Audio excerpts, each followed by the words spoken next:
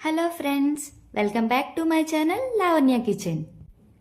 ఈరోజు మన కిచెన్లో సంక్రాంతి స్పెషల్ బెల్లం గోరుమిటీలు ఎలా చేసుకోవాలో చూసేద్దాం, వచ్చేయండి.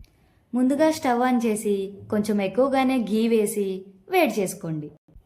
తర్వాత ఒక బౌల్లో గోధుమ పిండి, ఉప్మా రవ్వ, చిటికెడు సాల్ట్ వేసి ఒకసారి కలిపి మనం ముందుగా వేడి చేసుకున్న గీ పోసి మరోసారి గరిటతో కలుపుకోండి.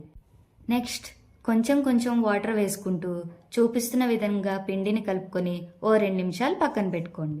ఈలోపు మరో గిన్నెలో బెల్లం తురుము, ఓ 2 చుక్కలు నీళ్లు పోసి ముదురు తీగ పాకం వచ్చే వరకు పాకం తయారు చేసుకోండి.